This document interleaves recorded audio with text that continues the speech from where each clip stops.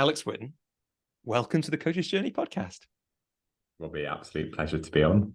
Yeah, it's interesting. So listeners who are on top of things with the Coach's Journey will know from episode 56 and other bits and pieces of us talking about it that you're one of the now team of hosts for the show. And you're that because you know my work and you know the show, and for everything I know about you, like, I'm really excited to have you bringing your energy and your perspectives to making this thing that we're now speaking on into something new. And I guess I'm curious in this moment what it's, you're now on the show. That's what we're doing. I mean, it could go horribly wrong and we could stop it and start again, but I doubt we will. And that almost never happens. In fact, I don't think it's ever happened that I've got this far in and scrapped the intro.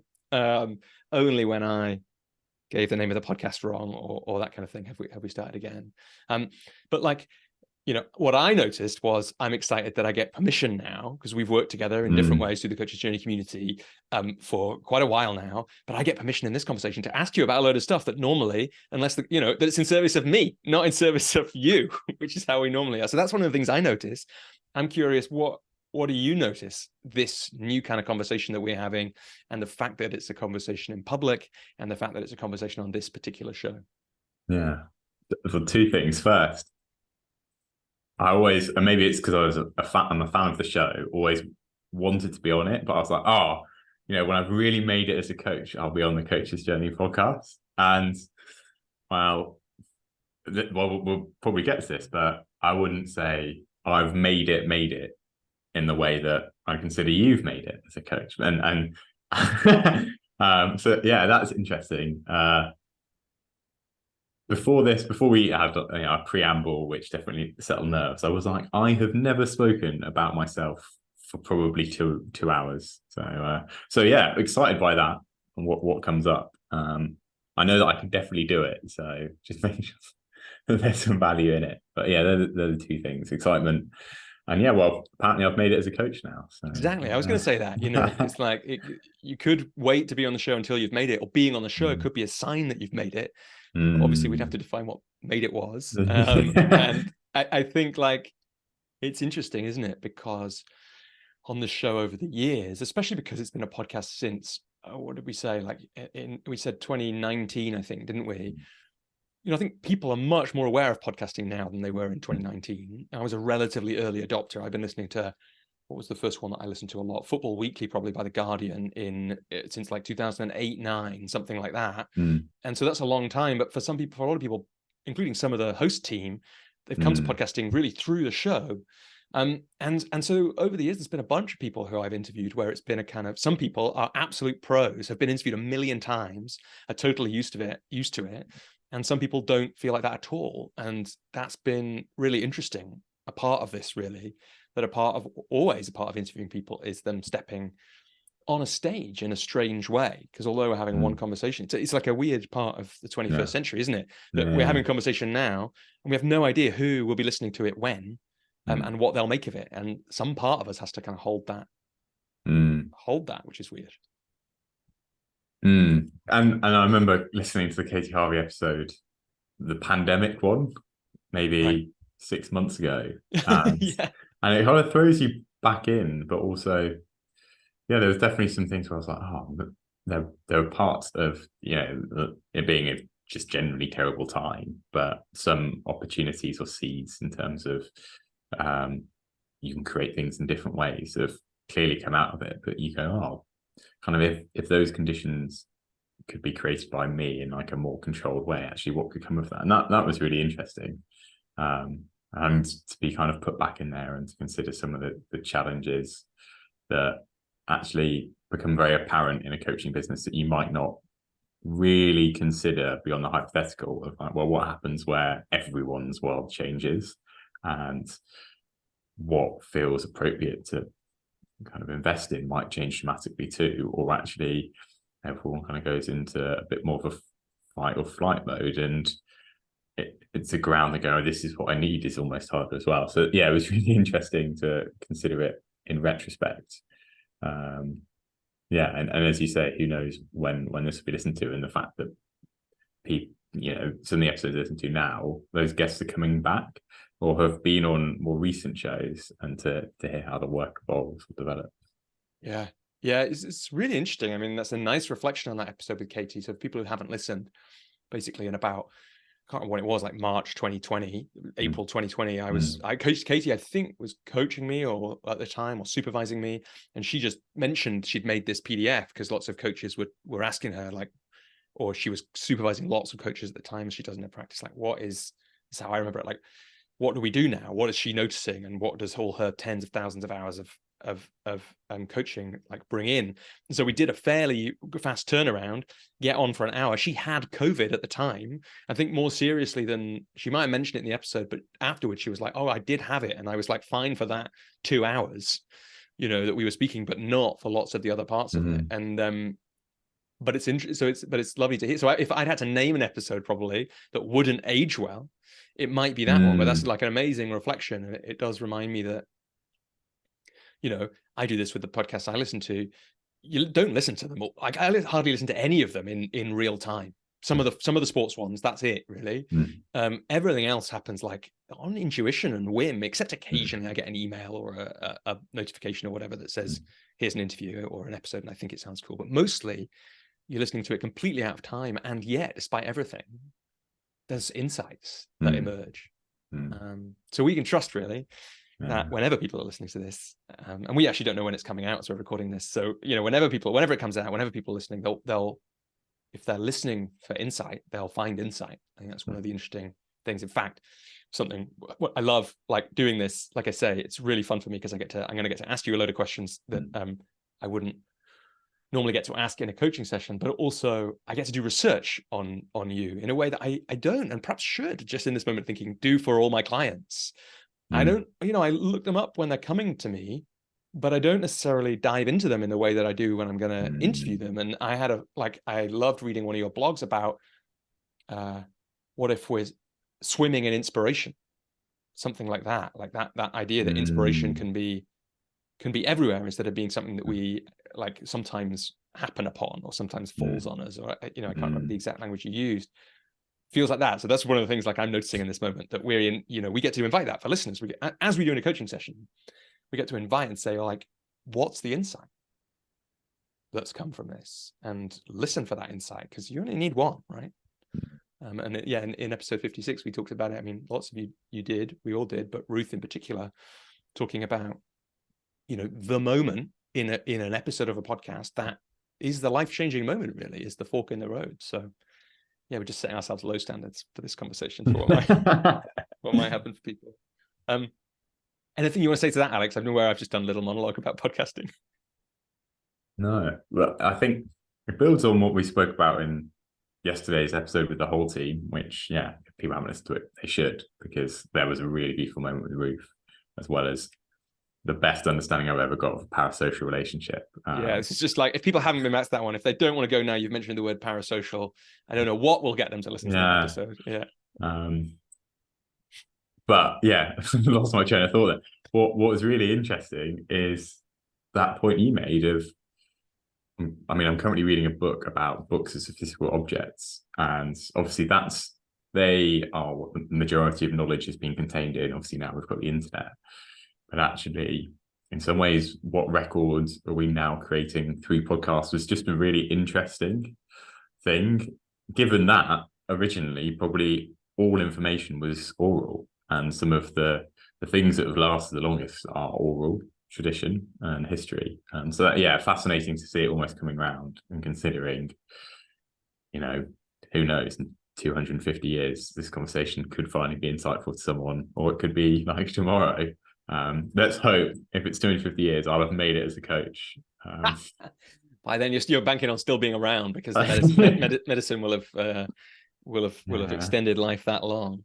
We were talking a little bit before we switched on, weren't we? You were talking about the value, the importance of fairy tales. But it's interesting that, like, so I like that picture you just gave of the kind of the oral history being passed down, which is interesting. Like, there's an amazing, I might have talked about this on the show before, it really changed the way I think.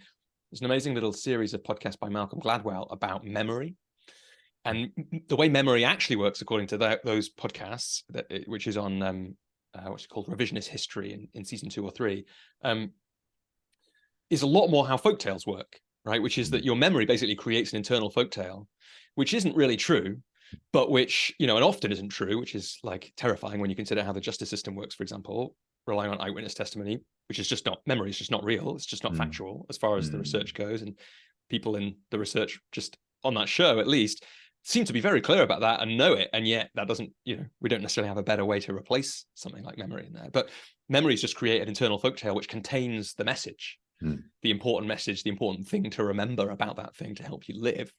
And that's what folktales are doing. And then we had books which contained it much more. But now we get this like combination of the two, right? Which was, we get the oral thing with all the feeling that goes with it, and the subtext that we can read into people's energy and that kind of thing in conversation. And it's kind of easier to absorb. But we also get the permanence, so that people will be able to. And it, like, I'm aware that it happens for like you kind of naming it now. It happens for people. If you've been podcasting a long time, like, I mean, I haven't, but if you were James Richardson off Football Weekly and now Totally Football Show, or you were Joe Rogan, you'd be able to go back to 15, maybe even 20 years ago and find out what you thought then. And get like your own eyewitness testimony to what life was like compared to, or what football was like compared to how you remember it. There's a weird thing as well, isn't there? Slightly scary, and I'd say it's the same with podcasts and books, because they can be accessed as in their own right as a single thing. That there's something fixed there that might be an articulation or expression of you at some point, but almost certainly pretty much after it being written. I imagine, I try and write regularly, and I'm still working on that book, as everyone is in some ways. But there's that thing, isn't there, that when I started it, which was to try and consistently do it, which is probably 2019, to where I am now, is very different. And you probably finish it and start the next one, because what it captures is going to be quite different. One of the things that, when you're talking about memory, that I was reminded of is, I remember doing a week at uni on oral history. So I did do history at uni. It wasn't just completely random. And this really beautiful, like, what is the benefit or purpose of oral history? And the obvious but not necessarily correct answer, or where the debate is, it fills in the facts where we don't have the information. But to the point you're talking about, it doesn't often do that, because of the misremembering. There's this really beautiful, one of the early kind of arguments for actually its value is the subjectivity, and understanding what the past means to us in the present and how we construct the present based on that. And this guy was interviewing some Italians who'd been involved in some workers' strike in sort of the early 50s, and they kept misremembering the date of it. And for lots of reasons, I think it's because the outcome of the actual strike led to the death of one of the workers, but actually no meaningful change. Whereas I think 3 years later, there was a sort of shutdown of all workers in northern Italy, and had far bigger impacts. And when he was interviewing someone and corrected them, they went, the date doesn't matter, it still means the same thing. But yeah, so there's something really beautiful there around kind of stories, and understanding, what's the story we're telling, and what does that tell us about us now? And kind of being aware and present to that, to think about what might we tell, but then, how we'll pick something up, which is someone's story, and go, this is fact, when they're probably very different from that. Yeah, so much in there. And I thought about that too. That one of those first things you said, like, it's also, that you kind of, people draw conclusions about people from one book or one podcast episode that they listen to, or listen to some of, or read some of, or just read an article about in the New York Times or whatever it is. And they draw these conclusions based on that. But then I've also thought about the fact that I'm drawing conclusions based on partial things, even for something like Tim Ferriss, where I've listened to so many episodes over the years. I've drawn conclusions from Tim Ferriss about that, but I've only listened to, at most, 30% of those episodes. I've listened to them based on my interest. And so I've got no idea what's happening in the ones that I'm not interested in, which could be that I'm selecting out for, his like fascination with the Nazis or whatever. Now, I'm pretty sure it's not the case, but I don't know. Right? I'm making an extrapolation too, like we all are with that stuff. And I think that's really interesting. And then, Yeah, it's also interesting to be talking about story and memory, because we're about to do some of that, right, in this conversation. Like it's, you know, that is the format of these calls, and it's what we're going to do now. And in fact, let's do that move, right? So this is like, what's the we know this is not going to necessarily be accurate. Maybe it is, but what's the memory you have of when you first came across coaching in the way that we think about it now? Yeah. So this I did think about before, and I think the proper kind of introduction to coaching is way later. But I remember watching one of those like Thursday afternoons or 6 p.m. Channel 5 TV shows that was someone who was, I think, called a life coach, that basically went into someone's house and life and was like, this is what you should do. And by the end of the week, their life was transformed. You remember what the show was called? I don't, and it really annoys me. I don't know if it's true, but for some reason, I mean, this is like 19 years ago. The host was maybe called Nikki, or the coach. If anyone's listening to this and remembers this show, let us know so that we can find a link to it and put it in the show notes, and also all watch it, because how interesting. So roughly what year would this have been? Like, did you say? I mean, that's got to be the noughties. Yeah, so like maybe 20 years ago. Yeah, 19 years you said, so it's maybe 2004. Right. Yeah, interesting. So there was something there about life coaching that was present. And like, yeah, what's your memory of your response to that show? I think probably the same as any Channel 5 6 p.m. show. I was like, oh, this is interesting. Don't know, I think I might have watched a few at this time. You know, I watched TV with my family, but yeah, I say that maybe in like a humorous sense, that actually one of the things I can find challenging is not necessarily the misrepresentation, but there's this real difficulty to articulate or understand what coaching is, because it can be so broad. And in some ways, kind of a show like that does seem to catch all the things it can be, but sometimes all the things that it can be inferred to do in a not positive way. So it's like the idea of it being a tool to fix or to create some sort of massive change within like a week. But then, yeah, maybe let's fast forward 11 years. And I first came across coaching as I'd know it today when I volunteered for a charity I now work at, Universify, that uses coaching in residentials, and it supports young people from underrepresented backgrounds to essentially realize their potential regardless of that background. So both thinking about what their options are, making more informed decisions about what is best for them based on like a broader knowledge of what their opportunities are, and helping them in that moment, which is around 16, where they have to pick their subjects, they have to get good grades in their exams, in a moment that actually can probably dictate or turn the next 20 years of your life into a completely different life. Kind of acts as that sort of a support mechanism there. And just for listeners, right, you're slightly underselling yourself in Universify, right? Like, Alex, when it comes to professional life, you've made it. You're the CEO, right? It's like, it's the best job. It's like, you know, and so I just want to catch that, because it's like you really undersold it there. And I know that might be because we might get to this, right? That might be because of how you feel about being a CEO. I don't know, but I think we've had a whole one of our sessions has been all around that. So no, really good catch. So the charity of which you are a CEO, the CEO now, which does all that amazing work that you just described for people. This is right. I think I've read this. You know, people who could potentially go to an amazing university, but might, for whatever circumstance, not make it there, to help them fulfill their potential. And you were volunteering for that organization, is that right? When you came across coaching there? Yeah. So, the charity CEO of me has now come out. It's like, yes, we do kind of like university destinations, but actually more broadly, what will realizing your potential be as a young person. So we'll caveat that. Yeah. I mean, it's a really interesting one, because like university is the vehicle, and for the young people we work with, often a context that they won't consider themselves belonging in. But actually, if you can take them and put them in that environment and they thrive, they might still, success doesn't mean, oh, now I'm going here. It means I want to go here because, or this isn't for me because, and therefore I'm going to do this instead.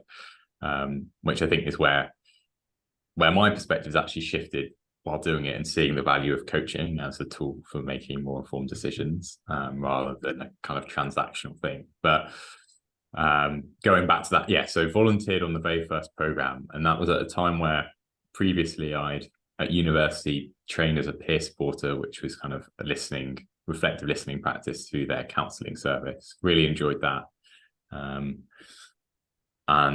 was more at that point of, I'm graduating, don't have very concrete plans. I'd actually applied for like a mental health social work graduate scheme, which I didn't get on, which is probably for the best, I think, for me then.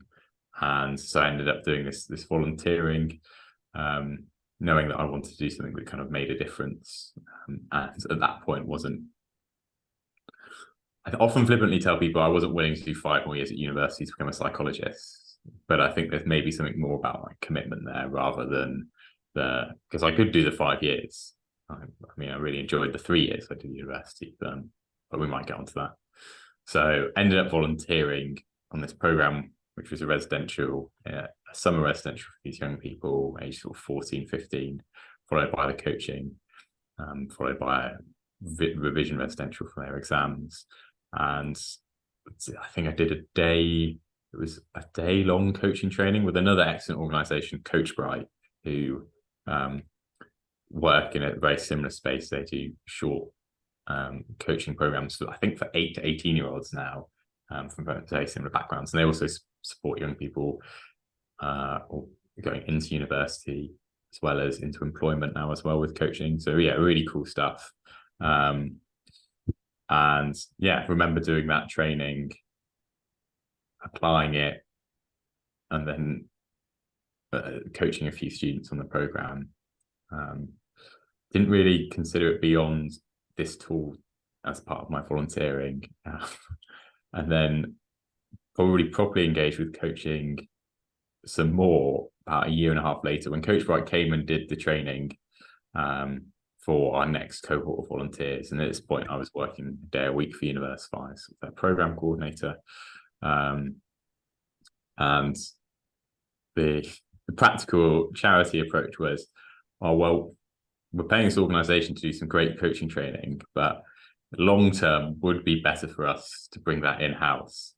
And so Coach Bright's training, or all the Coach Bright staff have been trained by the MOE Foundation, and they recommended that. They're like, if you want to learn more deeply, well, actually, I remember this more fully in that I remember sending this vague email about, would love to learn more, but the subtext being like, as a charity, we probably can't afford forever to pay for this training. We want to bring it in-house, which I could have just said at the time, and they'd have been just as generous and going, well, if you want to learn more, go to the MOE Foundation. And so trained there, I think it would have been the winter of 2017. And just for regular listeners, we were talking about this a bit in episode 56, which, like you said, we recorded yesterday as we're having this conversation. We'll remember that Katrina Horry is a trainer at the MOE Foundation, or was, and Jeffrey Wotherspoon as well. So we've the MOE Foundation has touched this show a couple of times, but for people who don't know about it, again, tell us something about the MOE Foundation, and also, I guess, what that training was like when you stepped into it. So the MOE Foundation, they essentially gift or provide very accessible coaching training for individuals with the ethos that if we can empower our own lives positively, we can then kind of empower the lives of others and impact others. And in particular, it has a focus on working with people that might work in the youth space or supporting young people. Because again, if we can equip young people, I think, with some of the skills and approaches of coaching, then you're learning skills that will help you really navigate life in a fulfilling way. And I did do Google yesterday, something like they've gifted something like £3 million worth of coaching training. So in that, some people who can't pay don't pay, but people who can pay contribute a bit. But the course that they deliver has been donated, I think I'm right in thinking, by the coaching company that Carol Wilson runs. And so it's that 5-day training. And then the MOE Foundation delivers to these cohorts of between, I think, 12 and 20, which is, they've done their first, or are doing their first in-person one since the pandemic at the moment as we speak. But it's been online for the last couple of years. I did mine in person. I remember it.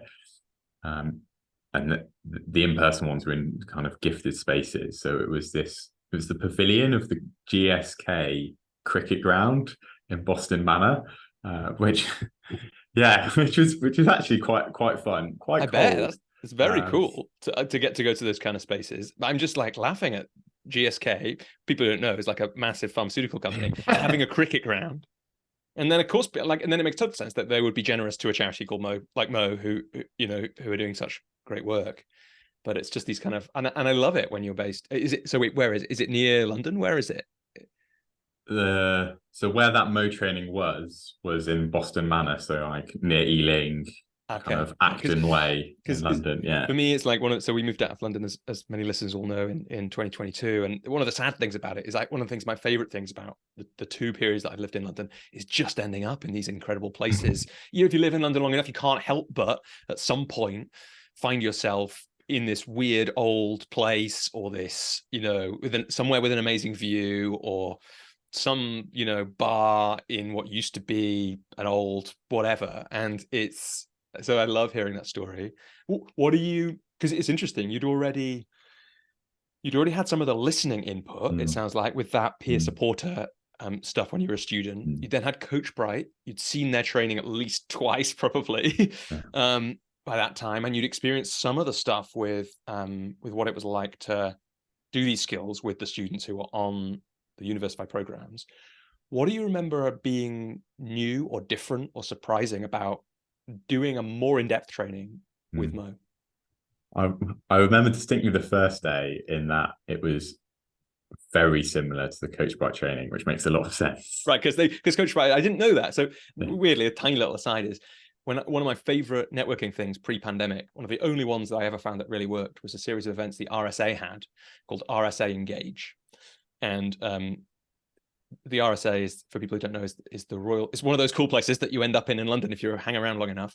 You can go in there and go to the cafe now. It's public, and it's a very cool organization. The RSA stands for the Royal Society for the Arts, but the actual name is the Royal Society for the Arts, Manufacture and Commerce, which for me is just such a fascinating mixture of things. And I've seen some of the, all their events are free, and there's loads on YouTube, and I've seen some of the most interesting thinkers in the world speak in the RSA, and it's been fantastic. But they used to have these events where you would have a number of fellows, I can't remember if it was like 8 or 10, give a little pitch about their idea, and then there'd just be a load of conversations. So there'd be like 4 pitches and then a load of interesting conversations. And sometimes I would go and speak to the people who'd given a presentation, but almost never, in fact.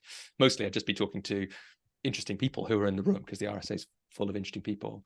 But he's called Robin, right? The founder Robin of Coach Bright. Yeah. Robin gave a presentation at one of those things once. And I remember having a conversation with him in a park near in Embankment Gardens about, we're doing some work for Coach Bright in their early days, and it didn't ever happen, but it easily could have. Me working with them. Cool organization with great stuff. I think Robin's moved on now. I think I saw he's working for School of Happy Startup School or something. School of Social Entrepreneurs. The other SSE.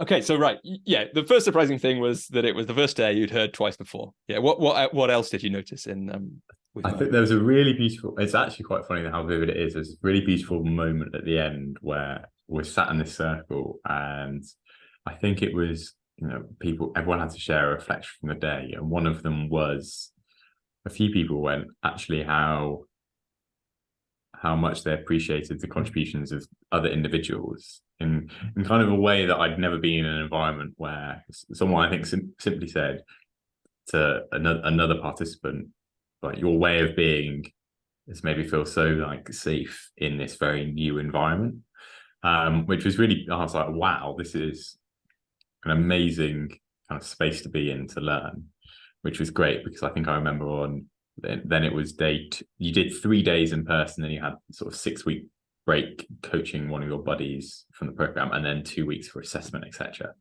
I think it was day 2. I remember probably being a bit too confident, like, well, I know all of this.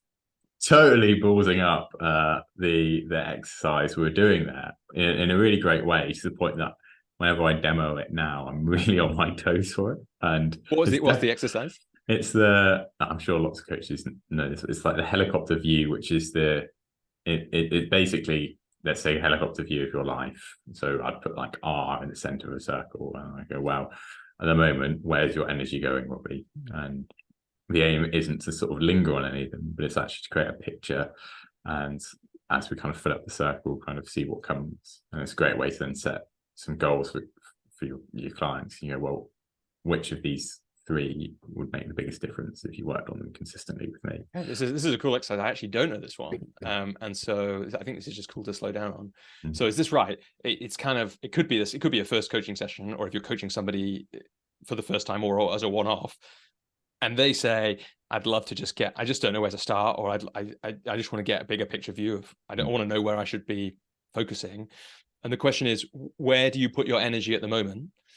Or something like that, and then just getting a load of answers out for that, and then mapping that out on a bit of paper. Yeah, cool. Essentially that, and then obviously different. Well, and how did you balls it up? I was instantly like, oh, you've mentioned this thing, tell me more. It's like, right, yeah, this helicopter's crashed and burned in that, you know. Or it's just hovering very low down above one bit. Yeah, blades of grass may have flown everywhere. So yeah, and that was really interesting, because I think probably one of the things that it really played with is the perfectionism that was instantly, and that was the last exercise of the day. I was like, I need to do this again right now, to, I suppose, as much to get it, but also to prove to myself that I can do it. I'm not a shit coach because I can't do the helicopter view. Wait, let's do that, because you mentioned it. Alex is making a reference to, I think, like, I love it in the coaches journey community. Just sometimes someone starts at the wrong or the right moment. The first check-in that Alex ever did on a coaches journey call was everybody saying, I'm a shit coach because. And we did about 3 rounds of that, and that was like, Alex had never met anybody. He came along to a group coaching call, and that was the first thing we did, which I think is a great way to start a call. Actually, I was reflecting on that the other day, because I thought it might come up by the hair, or in the other show episode we did. Like, what a beautiful thing to instantly humanize all the other people that coming into a group. Go, oh, these are going to be some top drawer coaches, and it's not saying that they aren't, and they still are, but oh wait, they've all had these challenges that I have had or face or actually anticipate. So really lovely. I suppose. Yeah. Well, just as a little aside, I can't remember if I said this at the time, but when I went to one of the Rich Litvin intensives that I went to, which is, people who don't know, is Rich, who wrote The Prosperous Coach with Steve Chandler. He used to, I don't think he does them anymore, run a 3-day event with about 150 coaches.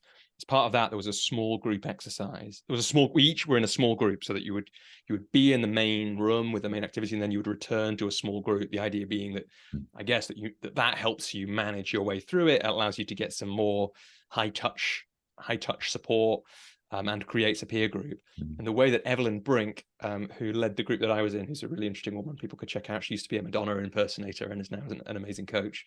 I don't know if everybody did this in all the groups, but in ours, we started with, what I don't want you to know about me is, which I've got to say is a pretty heavy first thing to do. Like, it's really hard to find something that is uncomfortable to share, but not that uncomfortable, you know, like, but it is, you're right. Like, that had the same effect as what you just described. It really humanized this little group of people and made the connection between them really strong. And I think we did it in that because in the pre-call questions in that call, several people, 2 or 3, had talked about worrying about, maybe I'm rubbish altogether, or I just, you know, my fear is I'm just a shit coach, or whatever it was. We, you know, before the calls, people who don't know, we do some pre-call questions, and I just thought that would be an interesting way to step in. And what a great way to humanize that group of people. And it sounds like, in their own way, Mo must have been doing that, because that's how you get that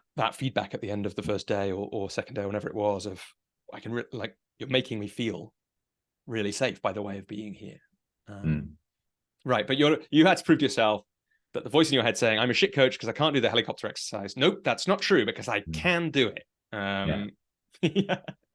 And Alex, like, this might not be, I don't know if you know this, or if this is because I think we're not going to talk too much about it, because people might cancel and stuff gets moved and things happen, but you might well be interviewing another Mo trainer, Mark Bixter, and he might know more about this. But am I right in thinking that the founder of the MOE Foundation died? Yeah, Darren passed away, I think in April, Yeah, really because for various recently. reasons, he was on my list of guests, Yeah. for a long time. I never got around to reaching out to him because I'd heard about him from via Mo and perhaps from Katrina and Jeffrey. Yeah. It was amazing. I remember there being amazing tributes that made their way onto my LinkedIn feed. And what a thing! With 3 million hours of coaching, £3 million of coaching training, hundreds of people, all those ripples, including the ripples from everyone Coach Bright has ever trained, right? Like, what a thing!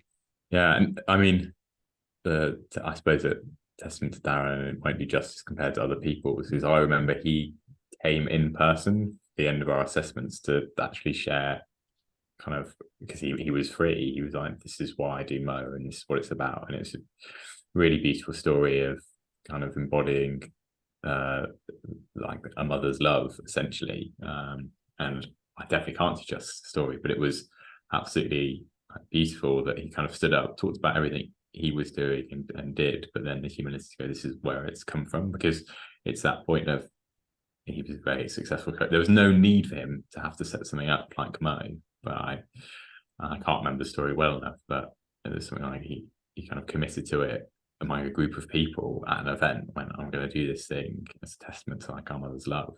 After, I think she passed away quite unexpectedly too. And yeah, I think probably beautiful to see how it lives on in terms of the communities it creates. It's got a very like prosperous alumni group, and the fact that people that go through the program become trainers on the program. Yeah. And so you completed the program with Mo. Presumably, you passed your assessment despite ballsing up the helicopter. There was no helicopter view in the assessment. Okay. So. And then what happened next? At the same time, you're still working a day a week at Universify, or has that evolved by then? Yeah, it's still a day a week. I think that the short story of what happened next is nothing.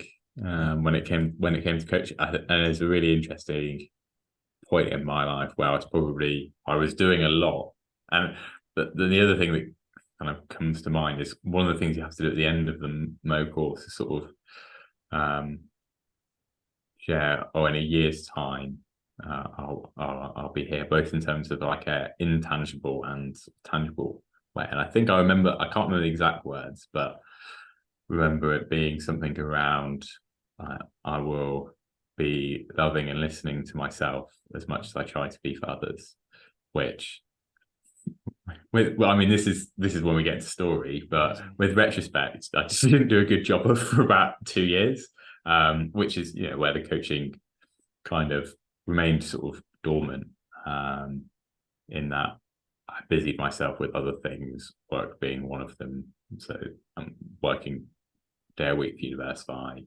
4 days a week for the company founded by the founders of Universify, essentially, which is an education company, and doing other things that were, with hindsight, really invaluable.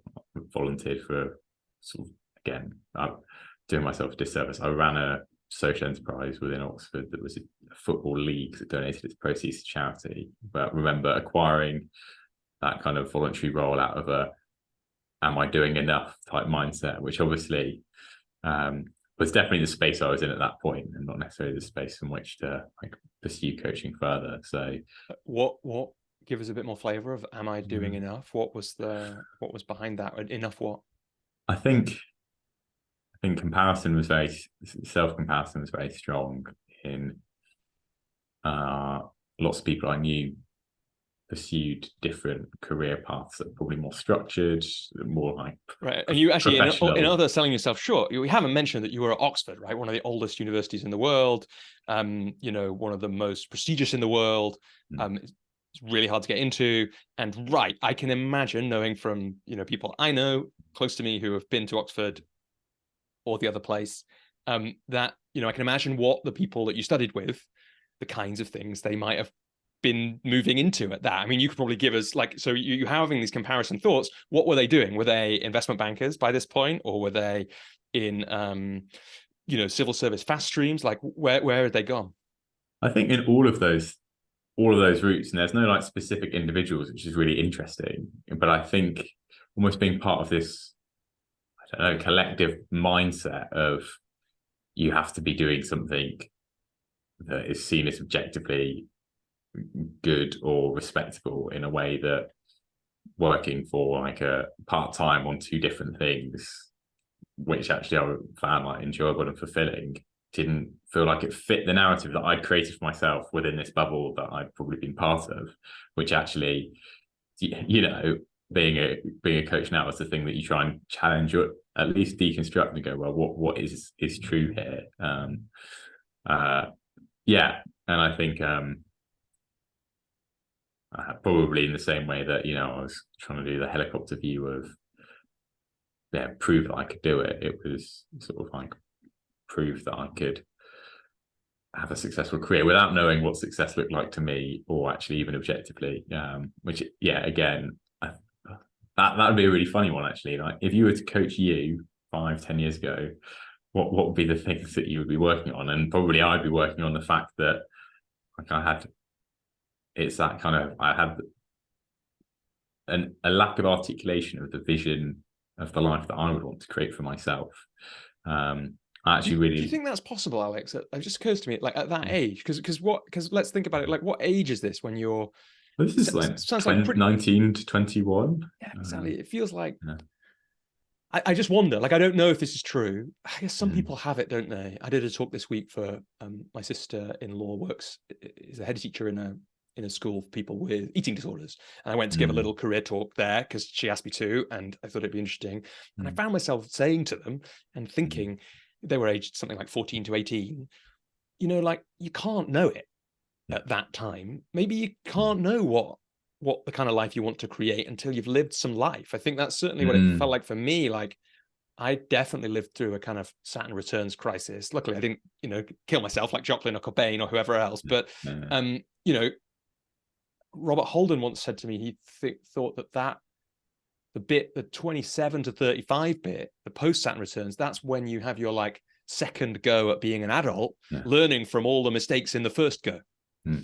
So I guess I'm just wondering, what do you think? Do you think you could have, if you had been coaching yourself then, that might well have been what you've been working on. But do you think you could have known more, but could you have really known, or do you think you had to like get into it a bit more? Yeah, I guess you must think about this, of course, with the charity and the work with young people as well.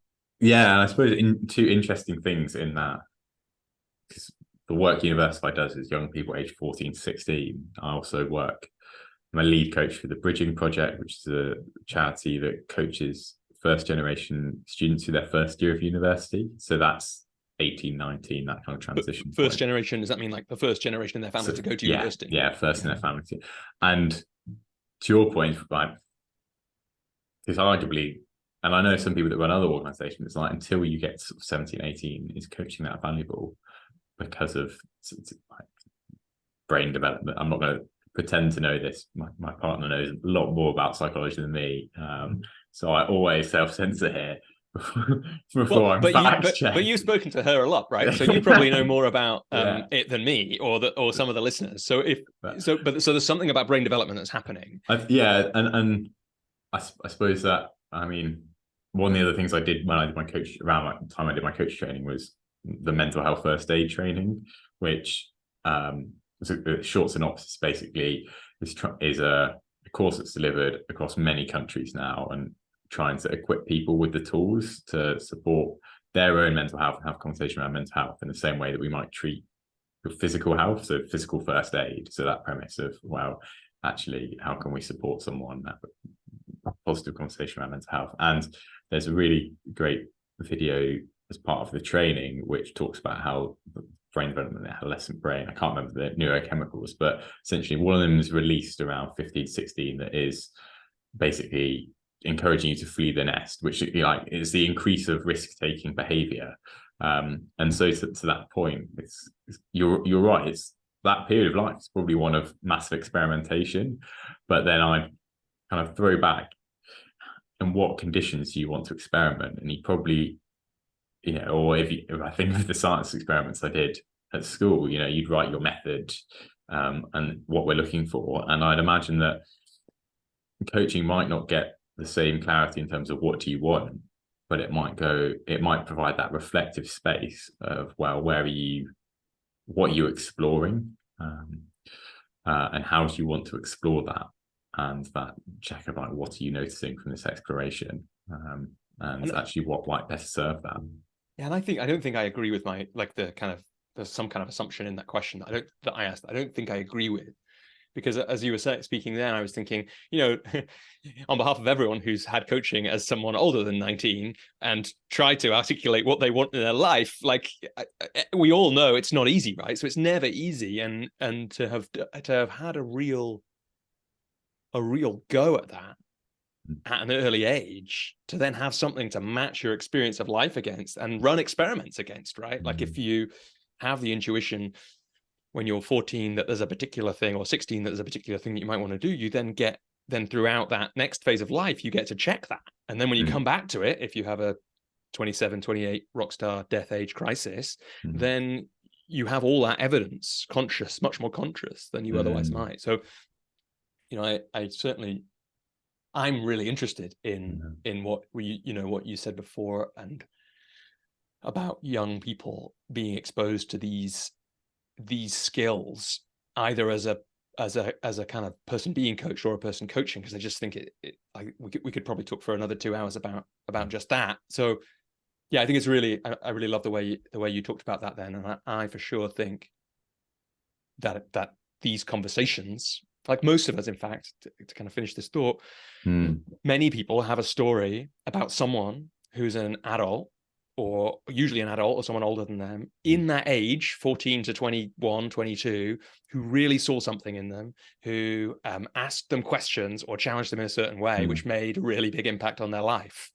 And so, or you might have a number of them. And so like to have more space for that feels really valuable. And just to jump on that very quickly, Robbie, I often frame it to people as, how often, and even people that I kind of have an initial call around coaching with, and some can go, this is really difficult. And well, when was the last time that someone asked you what you want, or you thought about it? And however structured a pipeline the education system is or isn't, which is a completely separate conversation, but like, how much space does it provide, firstly, for people to like dream, and for someone to go, okay, well, actually, if you were to run with that dream, what would it look like? Because I think there's a beautiful thing that coaching offers, which is that they actually will take your word on something. A coach will, in that I was talking to my coach the other day about, what I really want to do is to write creatively more as one of the things that feels really important.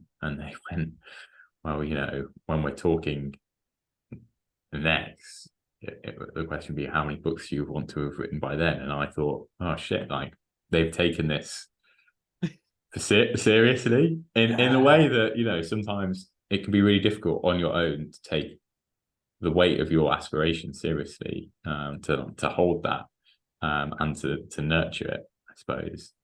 Yeah, what a beautiful thing.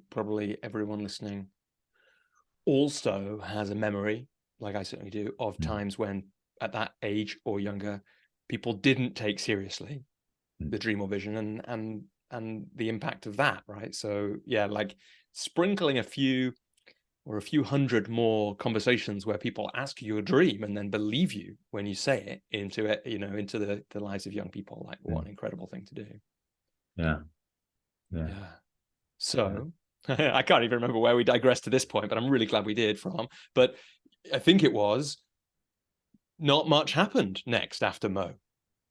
So what we know from the start of the conversation in different ways, and people who have looked you up, or we know that you do some coaching now, and you're the CEO of Universify. So how did that happen?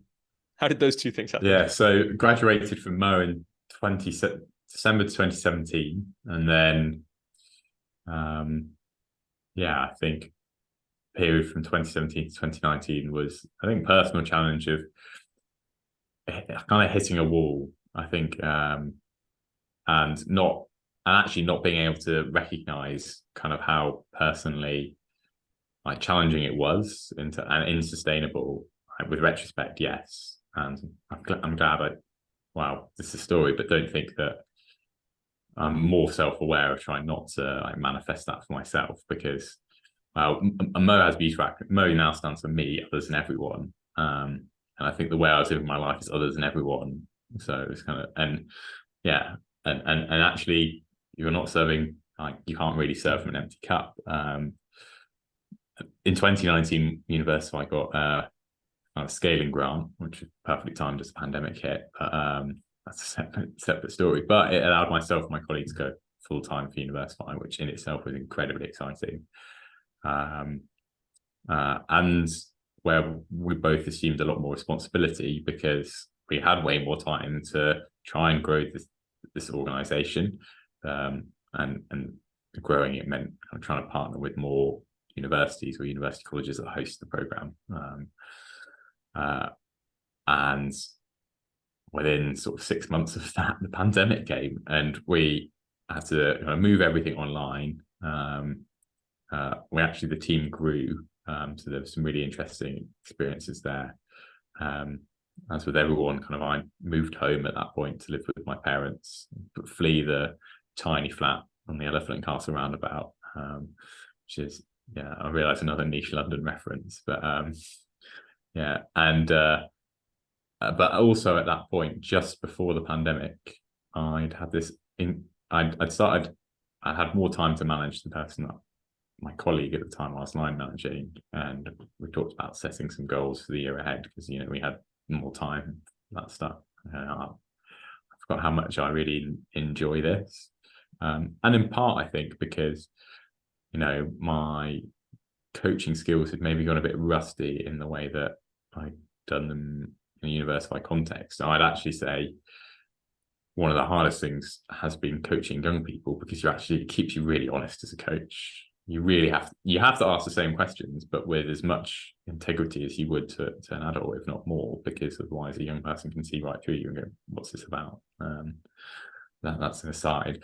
And during that kind of period, got involved with Mo again, ended up being part of the training team for the last in-person course before the pandemic, for the full in-person course, and just really loving it and thinking, I want to do more of this. And for Mo, that at that point, as they're fleshing out their pathway to lead trainer, which I'm still on, you have to get 100 coaching hours. So that's where I'd then messaged a group of friends going, I'm trying to get 100 hours of coaching. Would anyone like some coaching? And from there, that's where I think the coaching seed that had probably been like festering or dormant was starting to be watered again.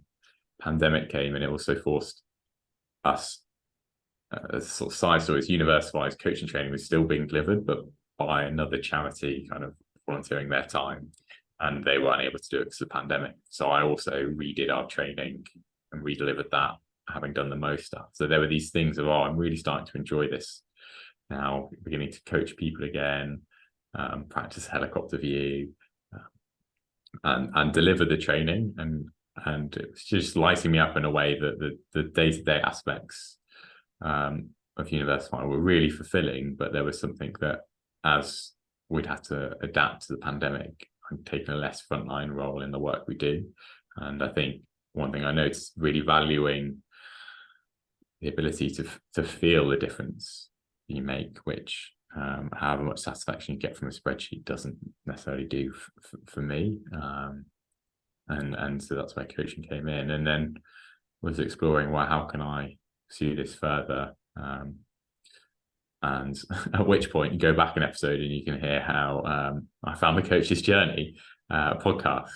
But at that point, had a conversation with work, sort of speed this up a little bit, which was, I really want to pursue this. There was that, it would be really terrifying to go full time on this straight away, and I have absolutely no idea what I'm doing. And so they sort of said, "What you could do it part time," which is a funny point, because that's why I went to 1 day a week coaching, which is what I still do, and that was January 2021, and 4 days at Universify.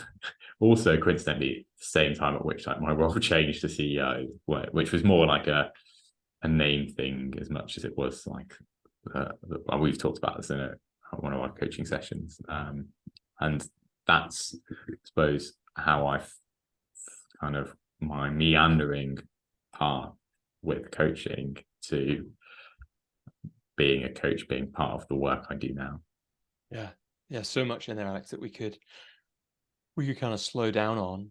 And yeah, for people who haven't listened to the episode 56, in that you talk about Jeffrey, I think, who was on the show, Jeffrey Wotherspoon, sharing, who's one of the MOE trainers I mentioned before, sharing the episode in the group, and then you finding the podcast that way.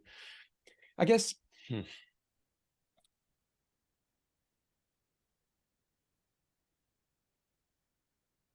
I guess I'm curious a little. I mean, let's we'll try and do a few of the things that are in there, but maybe first. So it's interesting that you kind of feel the being on the front line, seeing the change being made, the absence of that as you stepped more into leadership, and that's something I've noticed as a pattern with coaches actually.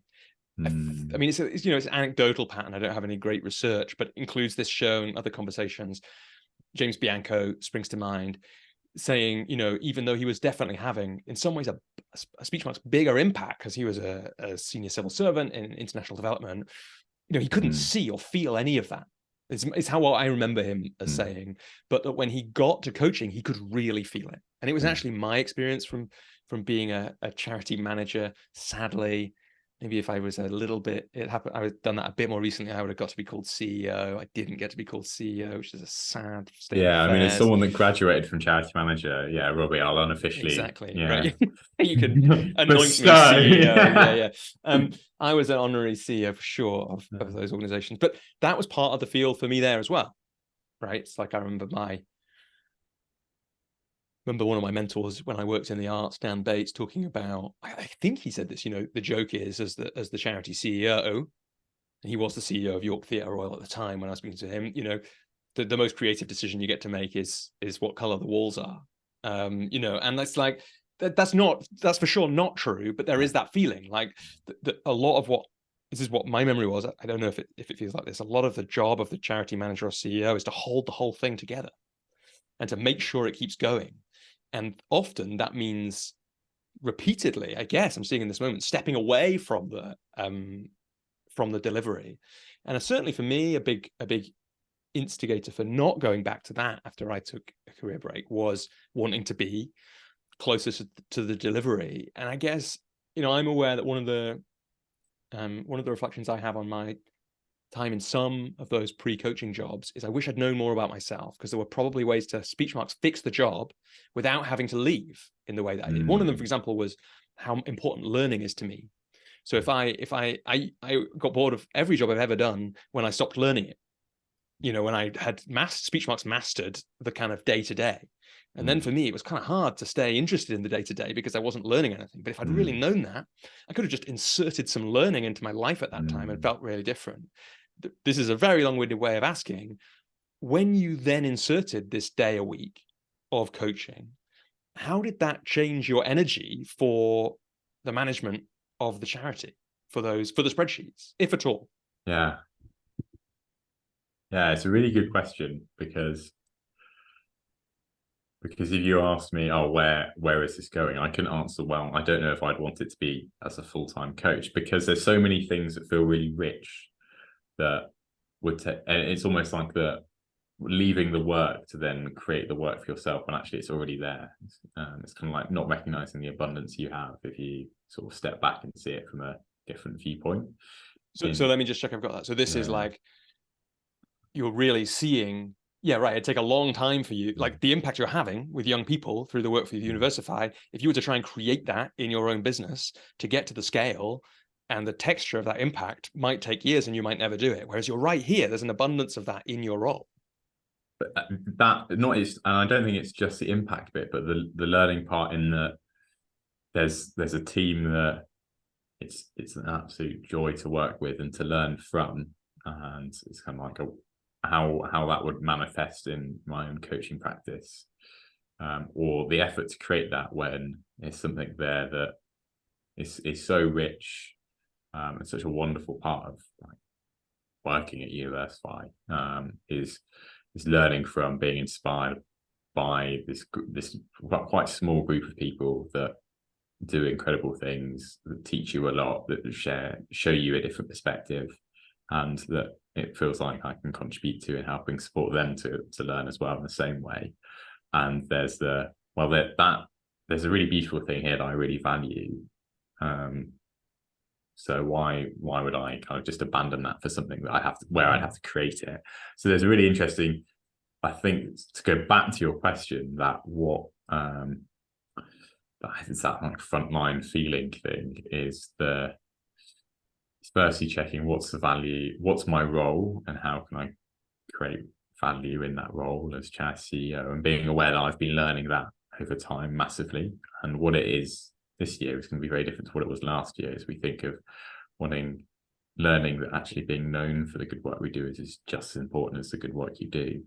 And there's a real opportunity to have some really interesting conversations with people who do really cool stuff that I care about in terms of education and learning. And it's like, well, I could have them in a coaching space, but they're already all here, and actually there's an opportunity to create this kind of direct impact. And I think, some of the coaching work I do is tries to be focus on social impact founders, not exclusively, but there's a ripple effect idea there that, yes, you could run an organization that works with 100 people every year and it makes big impacts. And why not work with 10 people that run 10 organizations that work with 100 people? And at the moment, I've got the opportunity to do both, and in different ways and with different challenges. And I think there's that sense of, if I woke up tomorrow and Universify didn't exist, not only would I be sad, but I wouldn't be equipped to maybe do the thing.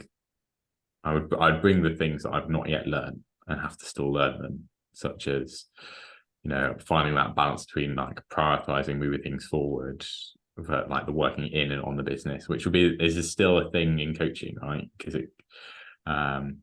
actually, one of the things I've learned is a prosperous coaching business, however big it is, whether it's a day a week or 5 days a week, is not 5 days exclusively coaching, however much that's meaningful, because at some point there will be some people that go, oh, I'm done with this work, I don't need any more coaching, and you've got a gap, and because you've spent 5 full days coaching them, and you're going to do your weekend, there's another aspect there. And so I think it's almost your point, what you said, Robbie, really resonates. It's like checking in on the learning. I had a really powerful coaching session with my coach maybe about 3 months ago that did make me notice that often it's useful to frame work, well, everything actually is a relationship, and what's my relationship to it. And there were times at which, particularly historically, and actually still, I can be guilty of it, of having quite an unhealthy relationship with work, which is largely universal. And I think you talked about like the 100% responsibility, and that resonates a lot, because I think, having been at Universify from the start, and it's something that I take in my coaching as well, you're really invested in it, but actually you're not 100% responsible for it. And if you are, like, that is to its detriment if you are in that. In my coaching business, if I go, oh, it's all on me if it succeeds or fails, yes, there's a lot of responsibility I need to take, but actually it's not fully on me, and I'll probably work myself into the ground and just perpetuate struggle rather than prosperity. And within the Universify context, as it's grown, there is more stuff it does and needs to do, that I have to be responsible for, but not responsible for it. It's like specific execution, or kind of like, it's not the weight that you have to solely carry. And that's a really interesting, the tenor of this meandering response highlights it's something I'm learning day to day. And because both into why I like the analogy of relationship, and also probably the idea of organizations or businesses as organisms, is that they both change. And so you have to adapt them, and what you want from a relationship at a certain point might change, and what that organism needs from you might change. And it's then that conversation of, is this relationship still what we both wanted from it, and how do we meet that?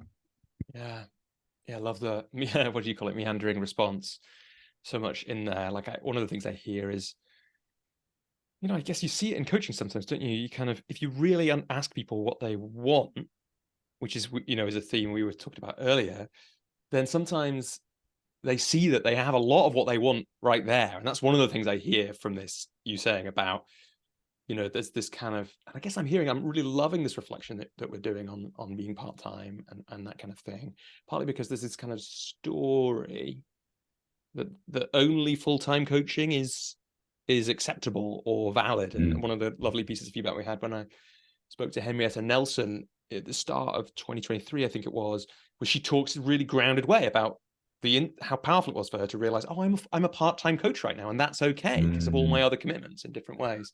So I think one of the reasons that's important is because coaching is still so young. So we're still really learning, like, what are the different ways that it works? And, like you said, a prosperous coaching business definitely isn't like 100% coaching. I mean, it is for some people. If you've got the kind of, if you work for one of those big companies like BetterUp and they just fire you clients, or you have other relationships like that. But most people wouldn't work full-time coaching people. And in fact, I might have said this to you before, but I've heard Robert Holden, who I mentioned earlier, say he thinks no coaches should be full-time because you need to be interacting with the world in your own way as well as coaching people. And that shows up in different ways. For example, for me, it shows up making a weird podcast like this. But it can show up in all kinds of ways for people. And so I guess what I hear is there was an energy for more coaching, for pursuing that. And actually Universify did an amazing thing, which which employers sometimes do, which is like, sounds like they really sat down with you and looked at this problem together and came up with a solution that has worked out really well for everybody, which is an amazing thing for an employer to do. And I love it when I hear about stories like that. So what, you might want to say something to that, but also my next question would be like, so what happened then next? We might come back to Universify and the CEO and that kind of thing, but what happened next with your coaching as you stepped into, you suddenly had a day a week? Like, what are you doing that day? How does it look a couple of years on? Yeah, I think let's acknowledge that, because you're right. There's this beautiful thing that resonated with me, and like, they look after the people and they'll look after the work. And actually, you're right. It would have been easier for Universify to go, no, that won't work. But actually, to sit down and listen to me, what I was really grateful for, because I definitely have learned things through coaching or establishing a coaching business that makes me a better CEO, and actually vice versa. Really interestingly, really trying to better understand how we could collaborate with universities, for example. I don't know if this should be a weird plug, but if anyone works at university, email me. But better understand and realize that actually it's no different to coaching invitations, where it's actually like, I have this thing I'd really like to connect with you about, and just getting in touch, and with that authenticity of, actually, I'm not here to sell you something. I'm here to understand, and if there's a way for us to co-create something, that's where we will do really great work that's aligned together. Just to catch that, like, if anyone didn't get that, that was like a beautiful description of the kind of energy you can have in a prospective conversation with a client. I know that you were making that comparison, but I just want to make sure no one missed it, right? That you can be in that place of, I'm not here to sell something. I'm here to see if there is a way for us to work together and co-create something together. And if you read Dale Carnegie or people like that who lived and breathed sales, that's what they used to do as well, right? That is how to do real, as far as I can tell, successful, meaningful selling. And exactly, I love the way you put that. So yeah, you could learn both ways from the coaching for Universify and vice versa. Yeah, and then to come back to the how did I do that day? Well, going back to memory, I do remember trying to go for like a walk before I start work every day, and having absolutely no idea what I was going to do. But I think I sat down and reflected on the questions of, like, who is it I'd like to coach, and of the coaching experience, what have I found valuable? And I also think I made sure that I had a call with another coach just to talk about ideas we had. And I think I had some coaching in that day. So yeah, I remembered what I was doing before. And obviously did the thing that lots of people do, is I started a website, which I'd written way before, but was going, oh, I need to get this copy better now. And I can't remember the specifics of how it then unfolded kind of day to day, but some of the things that feel resonant, it's like the learning journey of unconscious competence all the way through to unconscious incompetence all the way through to conscious competence. I often like the analogy of, again, a relationship, in that the first time you probably ask someone out, you have no idea what you're doing, and you just do it, and you make it up as you go along. And that's actually kind of what I was doing. And then becoming more aware, you try and like control something or make it, oh, this is how it works, let's replicate this, without being organic. And so to put that into the tangibles, was coaching a few people through invitation. And by invitation, I went, I'm starting this coaching thing, really want to coach some people. You'd be someone great to coach. And I think a few of them, I was like, I'll coach you for free for X number of sessions. I think it was 3, for your feedback. And some of those people I still coach today. And I'm currently in the process, and it came out of a community call with you, Robbie, of doing a kind of challenge of trying to invite 50 people to a coaching conversation, which is simply, for those that don't know what the invitation challenge is, just going, I'd like to invite you for some coaching, because I'm trying to get, and for me, my reason is I'm trying to get better at sharing my work, because, you know, the only way for me to be able to do more of what I love, which is coaching, is to coach more people. And it's not that I'm going to sell you coaching. It is literally just to provide that coaching experience, because then more people know about coaching. And if it might serve them or someone they know in the future, they can let me know. But if it doesn't, then I've had the opportunity to coach more people and to share my work. And again, for the benefit of the listeners, if you want, just pause this, skip back like 25 seconds and write down everything Alex said. And there's a beautifully dictated like invitation there that you could just replicate. And this is important because I've talked about this before, and probably we'll talk about it more in this new phase of the coach's journey, but it shifts the whole thing more into the agency of the coach, the creation of a coaching business. And it's one of the things, I really believe it. I really believe what you just said. And I know that's partly because we co-created that in some way together, but that if you're going to put energy into a coaching business, doing it, like you said, coaching as many people as possible is just a possibility filled way to do it. And it's a lot more fun for most people than, I don't know, whatever else it would be, creating an annoying advert that plays for me after I've done a Duolingo lesson. Which I'm surrounded by 3-day event challenges at the moment when I'm trying to learn Spanish. So Alex, so like you went to one day, you did a website, and it's like, that's a good thing to do on the first day. It's like one of the things I did was sort out my website on my first days part-time, like my first days for coaching. I'm sure it was. It's very cool what you said, which is that you maybe did your website, you made sure you had coaching on that day, and you had a meeting with somebody else to talk about ideas, so that it wasn't just you.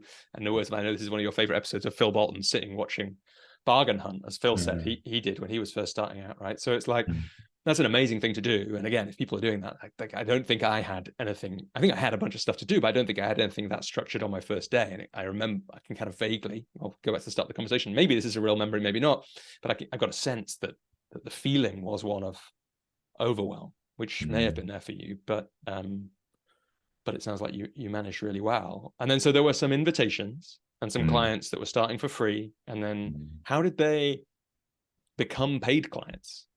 Yeah. How did you manage that? Because I think that's one of the interesting things that for coaches that's really tricky. Like, how do you sounds like actually you contracted really nicely, which is, we'll do 3 free sessions. And after that like plants the seed that there'll be a discussion after 3 sessions, I guess. Yeah. I remember that specifically for one person I've done work with, and that was kind of, and this was before I heard it as a way of approaching it. It was just like that intuition of, it feels like these 3 sessions have been really valuable. And I think if I were to give advice, which I don't often do, it's a professional hazard. But one of the things I noticed, actually, 9 times out of 10, if my intuition is or if I feel like this is a powerful, impactful, like meaningful coaching session, I will feel that as much as they will feel it. And the reasons I think is meaningful might not be the same reasons they feel.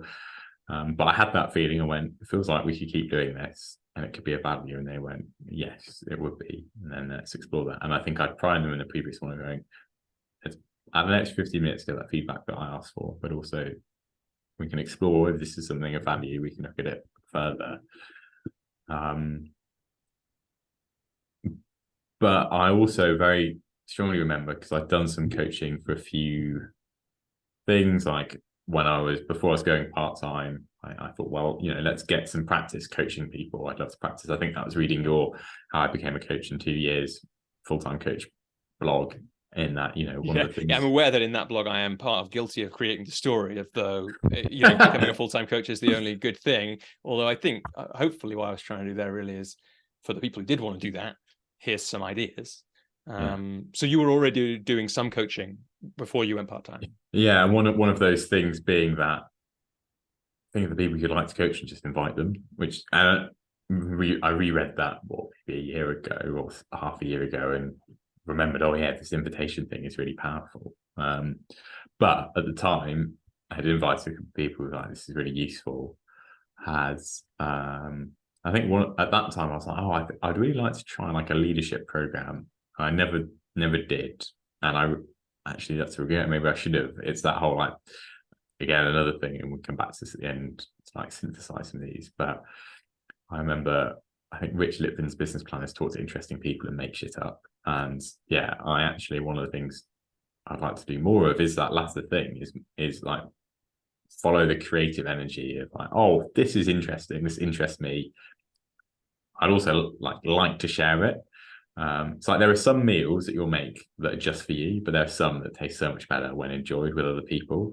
And it's knowing which ones those are, and knowing that some of them require a bit more preparation, but actually most of them can be plated up, and you just need to invite some people along for dinner.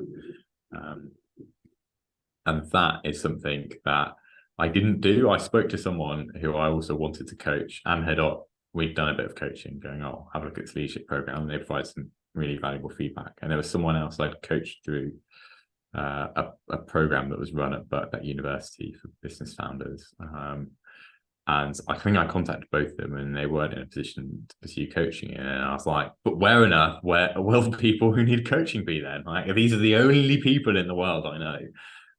And so one of the challenges with this like scarcity mindset aspect and again, working with you in the coach journey community has definitely helped me like at least become more aware of it. And one of those examples of where it's been really invaluable in full-time work is like charity fundraising, or in Universify work, charity fundraising is difficult almost always.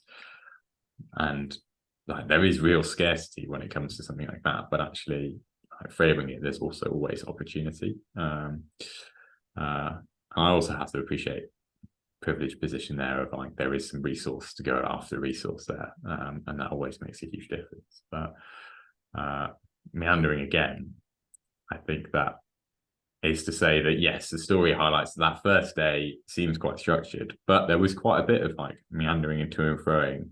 I know that some people would go, you don't need a website. For me, it was really valuable to have a space that almost became like my way of articulating my work to myself, like thinking it through a bit like a canvas.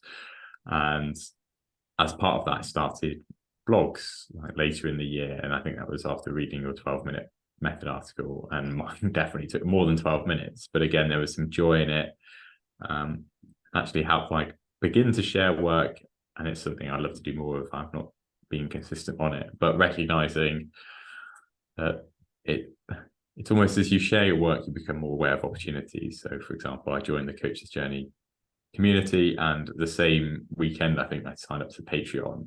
You shared an opportunity with Unrest, which is a startup, a pre-seed startup accelerator that was looking for coaches for founders. I joined that, and since kind of mentioned it to a friend who highlighted Zinc, which was another one.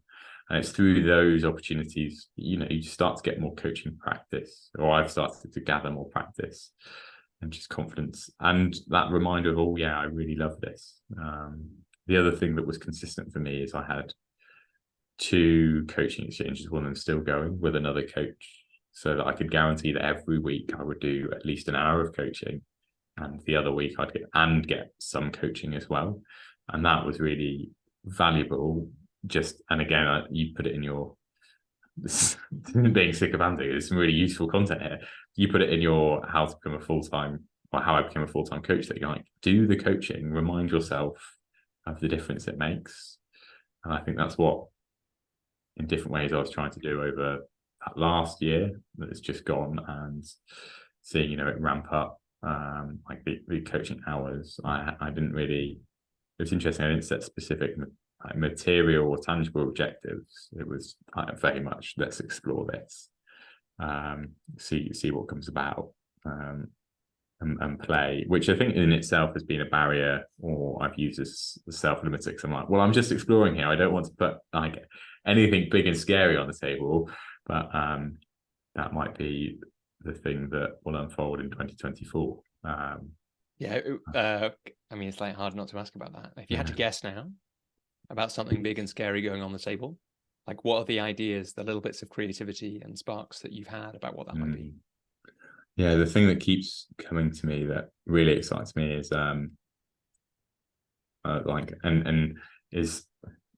creating a group of some sort, because I like the idea of it being kind of this community, that essentially, and I don't know, I think there's one of them's actually a group program, and one of them is more of a subscription type group that we come together, but both are to explore simply the question of like, what is a life well lived?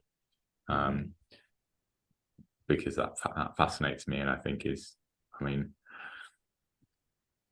my thinking's developed over the last year, becoming more aware that a lot of the work I do, or the way I see things more now, is that everything we do is both an exploration and an expression of of being. And I'd say for a lot of my early 20s, they then became if we go back to like books and stuff, they became set as if I was like the book, whereas I'm the organism. And so it's what creating a space for people to continue to express and explore in that way, but also through those different programs doing that too, going actually, what else might I want to create or explore? And it's quite funny, I named my coaching business in the pandemic Explore, Grow, Be, and it feels like actually it's a lot of that is what's coming, is living that more, and so doing more exploration, and both experientially as well as like theoretically,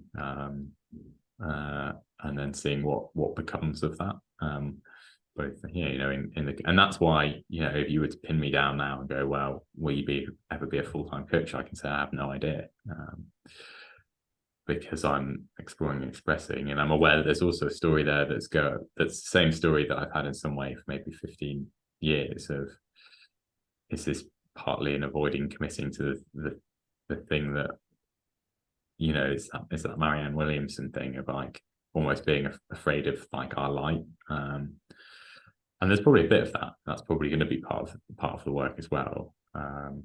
But yeah, to pin down a less meandering answer, exploring some of those different ideas, working towards accreditation, because I've got everything I need to be accredited. But again, I think there's that like turning professional thing.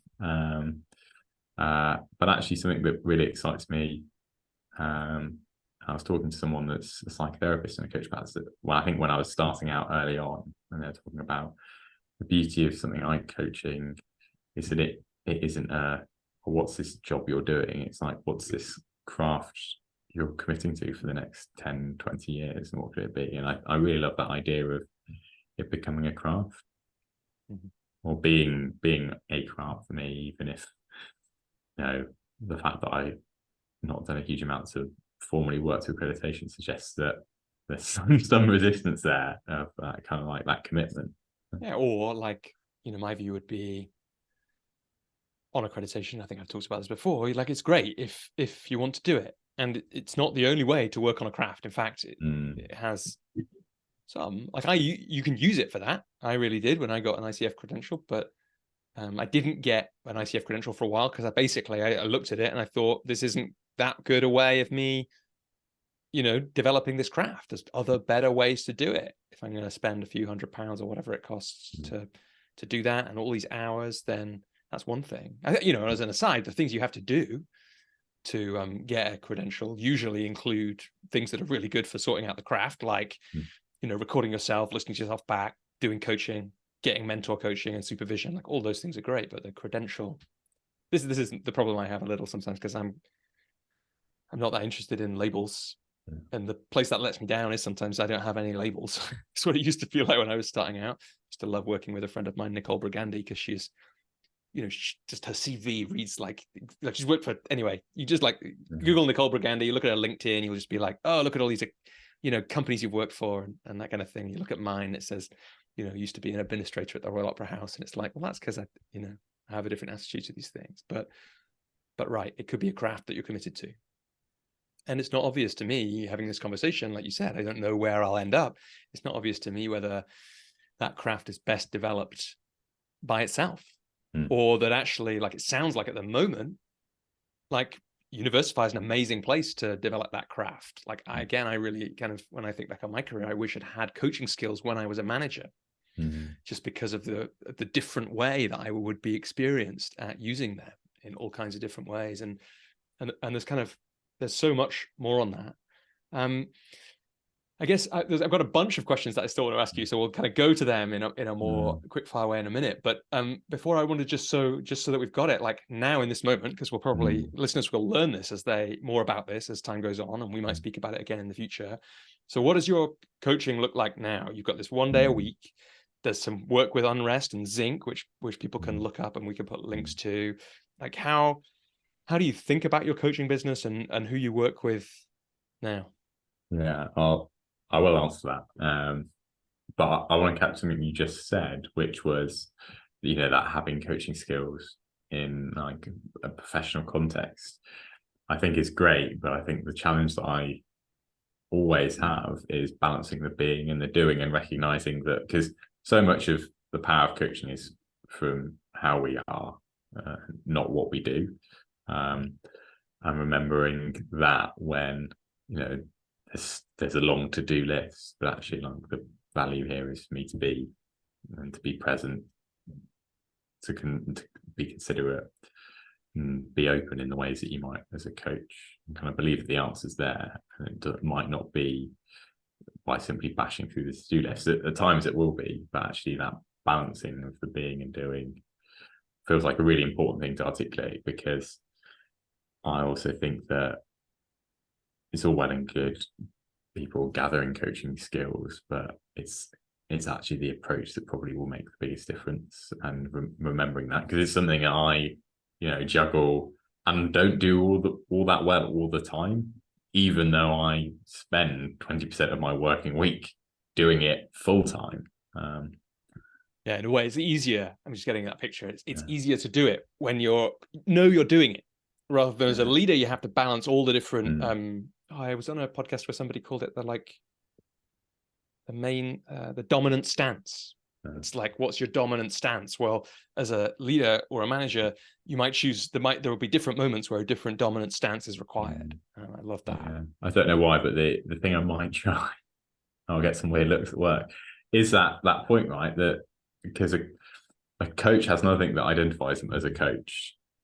Whereas, so like maybe if I could create some sort of uniform that I wear throughout the week, then actually that's that reminder of, oh wait, you can always be a coach. There's always a coaching approach to that, which if my colleagues listen back to it, which they might not, because they'll think 2 hours, then they'll hate me for this, because there's those times where I just like, Alex, I just need your advice on this thing, and which again is an interesting thing in the workplace. I mean, we could spend another hour talking about coaching and coaching in a workspace. So let's change gear. Yeah. One of the things that stands out in all your biographies is that you always mention rugby. And I once asked, we've never met in person, and I once asked when I read that you were so interested in rugby that, like, because you never know, I always assume when I'm talking to someone on Zoom that they're essentially exactly my height, and I was like, Alex might be like a 6'6" flanker for all I know from from Zoom. But we had a great question from a member of the community who was asking, how does your love of rugby inform your coaching approach or interest in coaching? Like, are they connected? And if so, how? Because I guess you may have had some, in between the life coach on Channel 5 and first getting the Coach Bright training, you might have had rugby coaches. Yeah. It's a really lovely question. And I think my biography in my website at the moment talks about how I wish I had a coach when I was going through the period where I really was serious about pursuing rugby as a profession, which is interesting because obviously I had coaches, but not coaches in the way that you or I would describe ourselves as a coach. And I think there was a really interesting thing because I recently did some rugby coaching and sadly had to give it up because of other time commitments with work. Noticing that it informs it in that balancing of where is it useful to share my voice versus actually how can I trust an individual to be intuitive. I mean, The Inner Game of Tennis is one of my favorite books for this, of like actually understanding the feeling and listening to Johnny Wilkinson has a podcast. He did an episode with Dave Allwood, who was his kicking coach, and all they talk about is what does it feel like as you perform a motion like a kick, and that I think is really interesting because I'm really fascinated by how actually in a sporting context, coaching in the way that in a pure form that we do, rather than a kind of skill articulation of, oh, you should put your hand over the ball to do this kind of pass, but actually go, well, what's that pass feel like, is really interesting. And I think lots of the criticism of the England rugby team recently has been about them not basically having a very set game plan, and as soon as they get that game plan stops working, them not being able to do much and to think for themselves on the pitch. And actually that probably boils it down. There's a lot more technical things that I'm not aware of, but there's a really interesting thing of actually that what are they noticing, how are they approaching this, and that fascinates me. So there's always an interest, I suppose, to answer that question of how that application might work, but also again the dedication. I think what I've noticed, what coaching has really taught me, is it's humanized other people in a way that perhaps without realizing have quite a few imposter tendencies that of like, am I good enough? Am I anyone sometimes? Which then, because you see all of the things that the amazing things, that extraordinary things they're doing, but then actually through coaching you realize that we are all human and navigating different challenges in different ways. And I remember, and that's really where someone might say, this is really, I can't do this really simple thing. And I'm like, whoa, that's simple for someone, but it might not be simple in another context. And so there's a beautiful part there, I think, I have a better appreciation, I think, for the commitment and dedication of any like professional athlete, but also there's an interesting thing within like how might a more open approach to coaching, and again this shows lack of knowledge of actually how rugby coaches work, less technical, more feel based, what that might do. And also kind of hearing there that it's a part of what reminds you of the potential power of coaching, right? And from your story about why it would have been powerful for you to have a coach at that time. Just for context, people listening, we're speaking between England losing tantalizingly to South Africa in the World Cup semi-final and the third place playoff, but it was a very strange tournament for England. I really heard what you said, like, even the first game against Argentina, the plan out the window as soon as Curry is sent off, and no real recovery except George Ford just like doing crazy things. Like that's where that win comes from. I wonder, Alex, can you just say, I don't think you said this, why would it have been made such a difference for you to have had a coach when you were interested in pursuing rugby as a career, and what stopped you doing that? I think it's because I had some really excellent coaches. and can specifically remember some tours where one sat down, I think, for like a good hour and was like, I think you're really good. Like, you should believe in your abilities. I think a coach would have been helpful because at the time I maybe didn't. There's that weird thing of like, you want something, but you don't believe in your ability to actually get there or to like commit to at least trying. It's yeah, I suppose it's like, I mean, Carl Rogers might differentiate the ideal self versus the real self, and probably not being aware that there's like a bridge that can be drawn, and they can actually kind of that peak can be flattened, and then they can kind of like integrate. But I think it would have helped with that commitment, and then like the mindset of, well, what if this is what you want? What are you doing? I think it's that. And that's interesting because I'm not saying, and it's kind of beside the point whether I was good enough, because there's a lot of things that will get in the way, and actually injuries is a huge issue for me. But like I suppose there's always this question of what if I approached it in a way that I might approach something now, and to the point we were talking about earlier, did I at that age have the capacity to do that as well? It's really interesting, and there's loads of stories we can tell around that. But yeah, I think it's that creating that self-direction. And were you a giant flanker?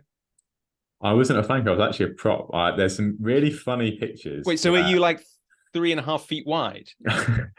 No. And there's some really funny pictures. 4 feet wide, probably more than that. I don't know how wide those props are. A wedding recently, wearing a suit that I had as a 16-year-old, where I am dwarfed by the suit. It looks like, the whole when you wear your dad's suit to work or to school kind of thing. It felt like that, and someone been like, Alex, you must be one of the only people that's smaller now than they were when they were 16. I love it. I love that you were a prop. That is exactly the kind of thing that I would have loved to have discovered in person if you had still been prop sized. But if you're not, that's a different. Well, I had a really funny. We won't talk about the World Cup too much. There's a really funny point in that there's loads of news articles in that England basically lost because unfortunately the South African scrum is unbelievable. Yeah. But the person they brought in, Dan Cole, who's had like a 13-year career, he's not the flashy prop that can do all the things. He just pushes and hits rucks, which was me. I'm 29 now, and I was saying to my partner, I was like, I've missed a great career opportunity here. I mean, whether I'd be in you one could have been piece, drafted in alongside Cole. Maybe they wouldn't have given away a penalty at every scrum in the second half. Well, exactly. Yeah, that's clearly the only reason England aren't in the World Cup final. I like it. And my nose is as straight as it is. And your ears are fine. Exactly. Exactly. So, Alex, we're coming towards the end of the conversation. There's a whole load of things on my my notes page that we'll probably won't have time to ask you about. One of the things that came from one of the prompts that someone you really know sent through is, I'm wondering that, they asked, where do you get your inspiration, whether that's books or people or quotes? And through that, I'm wondering, particularly because there's that blog post that I mentioned before, like, how do you think about inspiration and where you use it and need it? Yeah, inspiration. I think it's always come from my family, both my parents and my sister, in that I've got a twin sister who's doing medicine, and just I think her no-nonsense approach to the fact she was like, I want to be a doctor, and has pursued it, and just her approach to life is really inspiring, because I'm probably the hesitant, oh, should I do this, shouldn't I? And she's like, I want to do this, I'm going to do it. And that's inspiring. I think the way that my parents have always, I'm really fortunate in the way they've supported me or gone, well, what can we do to give you the things that we might never have had, or just the opportunities, but also always go, we'll support you with what you want to do. So when I go, I don't want to do this like traditional career thing, they've been really open to that, and that's been amazing. So definite inspiration from like people I've been raised by and with, who have just both supported following where my enthusiasms might lie, or taking the time to work it out without the pressure on myself, and also watching other people do it.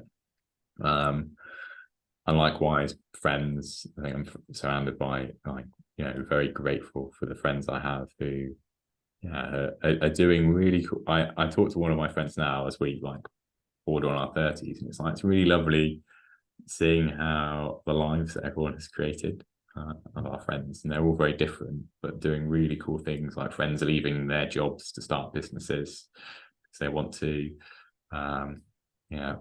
Like a friend is actually going through the Zinc program now, for example. Friends doing career transitions, and then beyond careers, like starting lives that they want that might not feel traditional. So yeah, not just a career centric aspect. It's really inspiring, and being surrounded by those people. So people significantly, and yeah, I think feel grateful that I'm surrounded by people of different generations too. It's not a shameless plug, but the Coaches Journey community, there are some incredible people, doing incredible things. And then I suppose people I don't know, or I might know parasocially. Let's go back to episode 56 for that one. Like definitely, parasocial is definitely now a Coach's Journey host in joke, isn't it? Yeah. Again, go back to 56, you'll find out why. Yeah. Inspirations, a recent one, like on that theme of exploring kind of different ways of being. I read a book by an anthropologist that's exploring like different ancient wisdoms, and so actually just what's the book for people who are interested? It's a really wonderful book. It's by Wade Davis, and it's called Wayfinders. Yeah, he's the like explorer guy. Yeah, he was an amazing interview on the Tim Ferriss show. Is there? With I'm going to dig that out. Yeah, there's probably one of the coolest job titles ever, which is Explorer in Residence for National Geographic. Yeah, amazing guy, amazing stories in that show, some of which are in Wayfinders. Yeah. Alex, there's this great, I was reading your blog earlier, and it says, answering yes to questions like, does it matter, or can I control the outcomes of worrying I'm worrying about anyway, which is what you, when you're tackling self-limiting beliefs, are asking yourself. If you answer yes, it has impacts big and small. And one of the small ones you give as an example is you're still writing a blog post that you started like a year earlier. And then it says, don't even ask me about the novel I started in 2014. And I read that thinking, well, I'm interviewing Alex. So Alex, tell us about the novel you started in 2014. I suppose that one's finished. I don't know where. I think I'd have to load up an old laptop to get it out. And that's going back to that analogy that I use at coaching of like,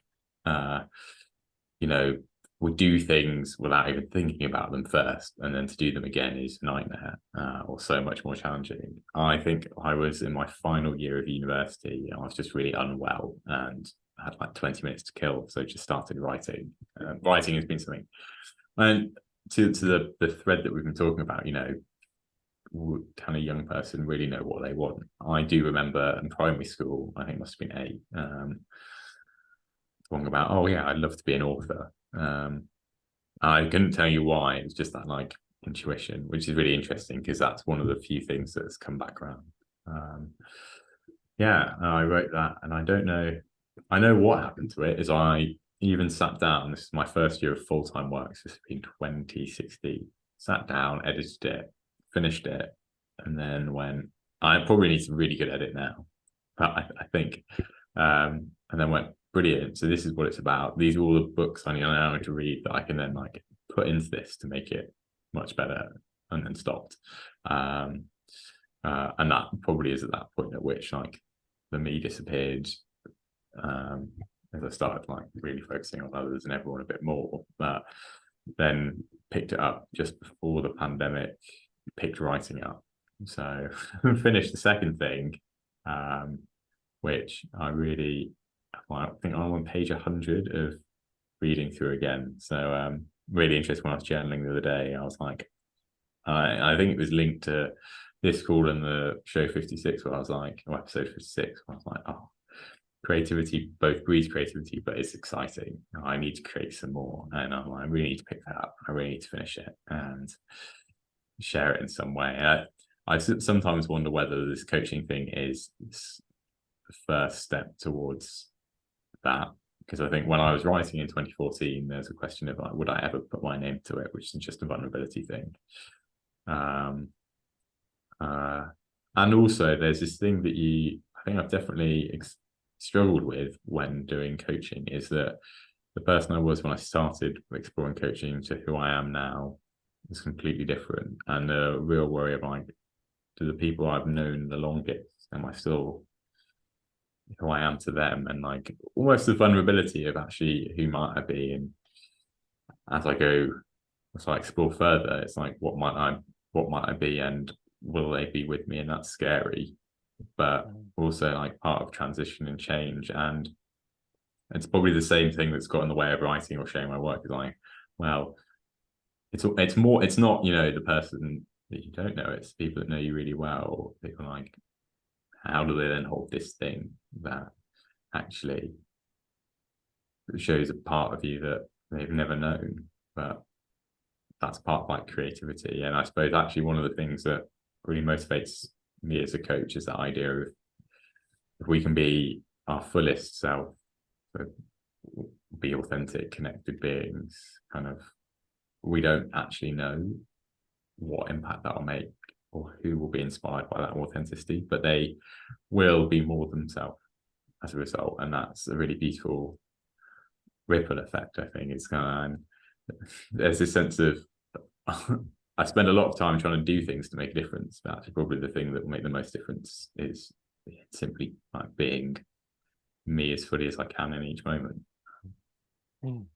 Alex, in a way, that feels like the perfect time to stop the conversation. But before we do, I just want to, if you want, in a couple of minutes, another great question that came in from one of your friends that you got was, what advice would you have to people who are just starting out doing this thing, coaching? What are the things you wish you'd known sooner?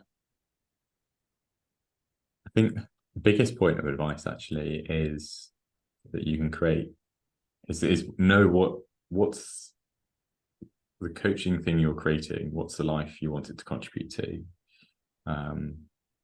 because you can create whatever you want as a coaching business, and there's no one right way. And if there's anything to take away from any Coach's Journey podcast episode, it is that you can create it in whatever way you want it to be, that uses what is meaningful to you. I will also consult my list for the sake of time. And I think we've touched some of these. I think the other part is, and it came out from a call with you, Robbie, is I do the work in the sense of both to share your work as a coach, to develop your craft. So, everyone framing that as in questions for people to reflect, like, what is the thing that is going to get in the way of me, like, being the coach I want to be? What can I do to be more comfortable stepping into that, to create like the conditions for it? But also being aware that you don't have to be, for want of a better word, fixed to be able to start doing that work, because being a coach is an evolving, explorative process. That's like it's only one part of us being. So I take that, and therefore play around, make things up, and follow your energy. But I think if anything, like consistency as well. So like consider what you want, what's the way to be consistent, and yeah, give space. That the image that comes to head, as I promised a short answer, is which is another inspiration, although not a coach. It's a lot of the work of Carl Rogers. It talks about ideas like positive self-regard, unconditional positive regard, which is basically love in psychologist terms. But he has this beautiful analogy that we're all organisms, and he compares it to a potato, which as a child they'd put the potatoes under the stairs and they'd root these purple roots, and it highlights that in any conditions, this organism, we're all organisms seeking to grow, to fulfill our potential or realize our potential. But this potato is never going to become more potatoes because it hasn't got the right conditions. So consider that as ourselves, and ourselves as the coaching practice we want. What are the conditions we need to grow, to not only grow that coaching business, but to grow like the life we want as well. Yeah, amazing. Love it, Alex. And so looking forward over the next few months to hearing you help other coaches like pull out some of those conditions that can help each of us do our thing. Something you said in one of your websites somewhere as well, which is like your long-winded route to coaching, and it doesn't feel like that to me in this conversation. It felt like you came across coaching, at a like really early in your life, and I'm excited for what's going to happen for you as you work out what that means for you in the next phase of your work as a CEO and as a coach. But also, it's for the reasons we've talked about. I'm really glad that the work of the company brings coaching and questions of fulfilling potential to those kind of people that it does, because I think that we just don't know what happens in the world when you get asked those kinds of questions at that younger age. But I'm pretty sure it's a good thing. So thanks so much for your energy and wisdom today. And yeah, people will look forward to hearing you on this side of the Zoom call and conversation pretty soon. Yeah, thanks, Robbie. It's been a real pleasure.